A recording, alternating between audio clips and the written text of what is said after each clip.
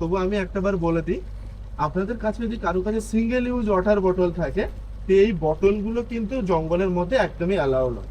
যদি থাকে দাদাদের কাছে দিয়ে দিন, আপনারা যখন হোটেলে ফেরত যাবেন তখন আবার নিয়ে নিতে পারবেন। আর কারোর কাছে কোনো ড্রিঙ্কস অ্যালকোহলের কোনো কিছু নেই তো। এবং যেহেতু আমরা পুরোপুরি একদম ডিপ জঙ্গলে যাচ্ছি, অ্যালকোহল একদমই ব্যান্ড পুরোপুরি জঙ্গলের মধ্যে। এবং আমরা যখন কোনো ওয়াচ টাওয়ার গুলোতে যাব, সেখানে কোনোরূপ নেশার কোনো জিনিস ওখানে ব্যবহার করা যাবে না।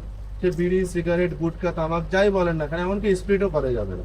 এটা পুরোপুরি ওখানে যদি চারদিকে তো ক্যামেরা লাগানোই আছে, প্লাস ফরেস্ট স্টাফ যদি দেখে ওখানে, বড় অঙ্কের একটা ফাইন করে দেবে। এমনও হতে পারে যে আপনাদের সাফারিটাই ক্যান্সেল হয়ে যেতে পারে। তো যখন আমরা ওয়াচ টাওয়ার গুলোতেও যাব, কেউ রিকোয়েস্ট করছে আপনাদের কাছে এই সমস্ত জিনিসগুলো ওখানে কেউ ব্যবহার করবেন না, কারণ এটা পুরোপুরি একদম বন্ধ ওই জায়গাগুলো। তো মেন আমরা তো এখন সুধর্ণখালী থেকে এন্ট্রি করছি, তো সবাই দুদিকে লক্ষ্য রাখবেন যদি কিছু দেখা যায়। কারণ এখন জল অনেকটা নিচে আছে, এবার জোয়ার শুরু হয়ে গেছে অলরেডি, 2 ঘন্টা হয়ে গেছে জোয়ার। জল ধীরে ধীরে আরো উপরে উঠবে। তো যত বেশি জল উপরে উঠবে, দুই সাইডের যে মাঠ ফ্লোর জায়গাগুলো অনেক সময় পুরোটাই জলে কভার হয়ে যায়।